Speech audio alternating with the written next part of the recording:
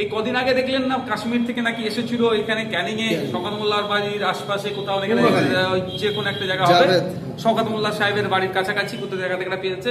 ওই জাভেদের কিন্তু অ্যাডভোকেট আবার স্টেটের পক্ষ থেকে দাঁড়িয়েছিল, একজন অ্যাডভোকেট থাকেনি নয় ছেলে তো শাস্তি করে থাকলে সর্বোচ্চ শাস্তি পাক, এর দাবি আমি তুলে ওখানে চিৎকার করেছি। আজকে দ্রুত যারা অন্যায় করছে, যাদেরকে চিহ্নিত করা হচ্ছে অভিযুক্ত, তাদের বিরুদ্ধে মামলা শেষ করা হোক। অপদার্থ সিবিআই 90 দিনের মধ্যে চার্জশিট না দেওয়ার ফলে দুজন জামিন পেয়ে গেল। যে দুজনকে গ্রেফতার করেছিল তাদের নামে অভিযোগ ছিল তারা লার্জার কনস্পিরেন্সির সাথে তারা যুক্ত, তাহলে তাদেরকে কেন চার্জশিট দিল না? এর মধ্যে একাধিক কারণ থাকতে পারে। আমার যে 3টে কারণ সামনে এসছে, একটা হচ্ছে অর্থের বিনিময়ে। সিবিআইয়ের আধিকর্তারা যারা ছিলেন তারা হয়তো টাকা পয়সা নিয়ে চুপ করে গিয়েছেন, যত সময় চার্জশিট দেয়নি, ফলে নিয়ম অনুসারে 10 বছরের ঊর্ধ্বে সাজা হতে পারে। এই ধরনের মামলা 90 দিনের মধ্যে না জমা করতে পারলে তারা জামিন পেয়ে যাবে। হতে পারে প্রশাসনিক বোঝাপড়া কিভাবে, যে প্রশাসনিক লেভেল থেকে একটা আন্ডারস্ট্যান্ডিং, কিছু একটা বিনিময় হতে পারে। 3 নম্বর যেটা হচ্ছে রাজনৈতিক ষড়যন্ত্রের শিকার। কেন্দ্রের রাজ্যের একটা বাইনারি বারবার আমরা বলে আসছি, এটাও হতে পারে যে আমি পার্লামেন্টে আদানি ইস্যুতে কথা বলবো না, তুমি আমার একে একে একে একে একে জামিন বলে দিয়ে দাও, এটা হতে পারে। কি আমার তো মনে হয় এখন তদন্ত করা দরকার, কোর্ট মনিটরিং তদন্ত করা দরকার। ওই আরজিকর কাণ্ডের যারা তদন্তকারী সিবিআই অফিসার ছিল তাদের অগ্রগতি নিয়ে প্রত্যেকের রাইট আছে সে তাকে নিজেকে নির্দোষ প্রমাণ করার। যখন ঘটনা ঘটেছিল আমাদেরই নাবালিকা বোনের সাথে ধর্ষণ করে খুন করেছে, আমরাও ছুটে গিয়েছিলাম, সর্বপ্রথম গিয়ে প্রতিবাদ করেছি এবং দোষীর শাস্তির দাবি করেছি। আজকেও বলছি, আমার নাবালিকা বোনটার সাথে যে অন্যায় করেছে, ধর্ষণ করে খুন করেছে, তাকে সর্বোচ্চ শাস্তি দেওয়া হোক। তা বলে এটা নয় আত্মপক্ষ সমর্থন করার কোনো জায়গা তাকে দেওয়া হবে না।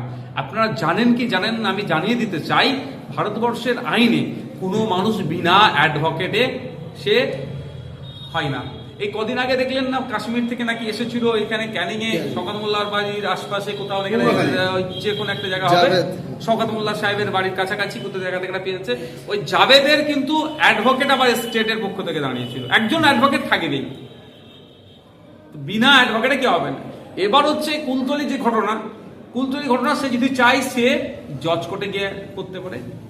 তার যদি জজ কোর্টে এই প্রভিশন আছে, আমার প্রত্যেকের সবাইয়ের যদি মনে হয় যে সেশন কোর্ট যে রায়টা দিয়েছে আমার বিপক্ষে গিয়েছে, এটা আমার মনোপুত নয়, তাহলে আমি কি করতে পারি, জজ কোর্টে গিয়ে করতে পারি। জজ কোর্টেরটা যদি আমার না ভালো লাগে, আমি কি করতে পারি, single bench, double bench high court, সেখান থেকে আমি সুপ্রিম কোর্টে যেতে পারি। এত প্রভিশন আছে। এই ক্ষেত্রে আপনি যেটা বলছেন ঘর ছাড়া হাত ছাড়া, আমি তো এইগুলো জানি না, তাদেরকে মিডিয়ায় মুখ খোলা দরকার। কারণ আমি এটা বলতে পারি, বিনা বিচারে কেউ মরুক এটা কোনোভাবেই মেনে নেওয়া যায় না, দেশের আইন নয়। ছেলে তো শাস্তি করে থাকলে সর্বোচ্চ শাস্তি পাক, এর দাবি আমি তুলে ওখানে চিৎকার করেছি। আজকেও চিৎকার করছি, আমার নাবালিকা মনটাকে যে খুন করে ধর্ষণ করেছে তাকে দৃষ্টান্তমূলক শাস্তি দেওয়া হোক। কিন্তু যদি আপনি যে কথা বলছেন এই ধরনের হয়ে থাকে, এটা সুস্থ সমাজে গণতন্ত্র প্রেমী মানুষ হিসাবে এটাকেও আমি বলবো অন্যায় হচ্ছে। ওই যখনই ওর কাগজ যে হয়ে বারাইপুরে যে ওর আসামির যে উকিলটা লড়েছিল, তার কাছে যখন আসামির বাবা মা কাগজ চাইতে গিয়েছে, বলছি মুখ্যমন্ত্রীর নির্দেশ আছে যে কাগজটা দেওয়া হবে না। খুব কষ্ট করে 20 দিন 25 দিনের পরে গতকাল 1600 পাতার কাগজ তিনি হাইকোর্টে জমা দিবে বলে। দেখুন, আমার মনে হয় সেই অ্যাডভোকেট অসত্য কথা বলছেন। এই মুখ্যমন্ত্রী এই ধরনের নির্দেশ দিতে পারেন না। একজন এই পদে থাকা এই ধরনের নির্দেশ কোনোদিন দিতে পারে না যাকে কাগজ দেবে না।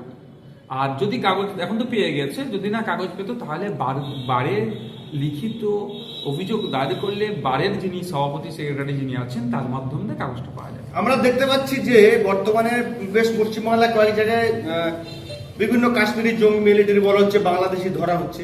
সেই জায়গায় দেখতে পাচ্ছি শেখ সৈয়দ থাকলে, মোহাম্মদ থাকলে তার খবরটা মিডিয়াতে ফলো করে দেখানো হচ্ছে। হালদার, ঘোষ, আমি আপনাকে আপনার কথা আমি বলেছি, সহজ করে বলে দিচ্ছি, যদি অপরাধী মুসলিম হয় সেটাকে যেভাবে বা অভিযুক্ত, অপরাধী নয়, শব্দটা তুলেন, অভিযুক্ত যদি মুসলিম হয় যেভাবে দেখানো হয়, নন মুসলিম হলে সেটাকে বরঞ্চ চেপে যাওয়া হয়। তার জ্বলন্ত উদাহরণ পাঞ্জাব বর্ডারে কাশ্মীরের ওখানে একজন ডিএসপি এই দেশ বিরোধী কার্যকলাপের সাথে যুক্ত ছিল, তা নিয়ে আর কোনো চর্চা হয় না। এই দেখুন না, কদিন আগে নয়, গতকালকেরই কথা, একজন দলিতকে গাছে বেঁধে রাস্তাতে পিটিয়ে খুন করেছে, সেই নিয়ে সে অর্থ চর্চা আছে। আপনি দেখুন তামিলনাড়ুতে দলিত হওয়ার জন্য আপনার 3 জনকে এই খুন করেছে, একজন শাস্তি পেয়েছে, সেই নিয়ে চর্চা হয়।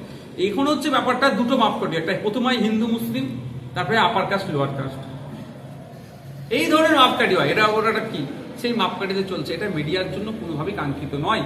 আজকে দেখুন দুর্ভাগ্যের বিষয়, মিডিয়ার বাক স্বাধীনতাতে, মিডিয়ার স্বাধীনতাতে, মিডিয়া ভারতবর্ষের পৃথিবীর বৃহত্তম গণতন্ত্র আমাদের আছে, সংবিধান, এত বড় সংবিধান আমাদের আছে, আমরা 180টা দেশের মধ্যে, আর ফেক নিউজ পরিবেশনে এশিয়ার মধ্যে আমরা প্রথমে। ভাবতে পেরেছি আপনার আমার মতোই মিডিয়া, আর তো কেউ নয়। তো এই হচ্ছে এদের বিচারিতা, এটা আমি কোনোভাবেই মেনে নিতে পারি না যে অপরাধীকে অপরাধী হিসাবেই তাকে চিহ্নিত করা হোক, তাকে করা হোক। অপরাধী মুসলিম হলে, অভিযুক্ত মুসলিম হলে তাকে নিয়ে যেভাবে চর্চা হয়, মুসলিম হয়ে অন্য কোনো কেউ হলে সেই নিয়ে আলোচনা হয় না। দেখুন না সায়ন হালদার যে রেলডাঙ্গার কাণ্ড, ঘটনা চুপ করে আছে, কিন্তু কত ভয়ঙ্কর কাণ্ড ঘটিয়েছিল, ভয়ঙ্কর কাণ্ড ঘটিয়ে একটা দুটো সম্প্রদায়ের মধ্যে কি ভয়ঙ্কর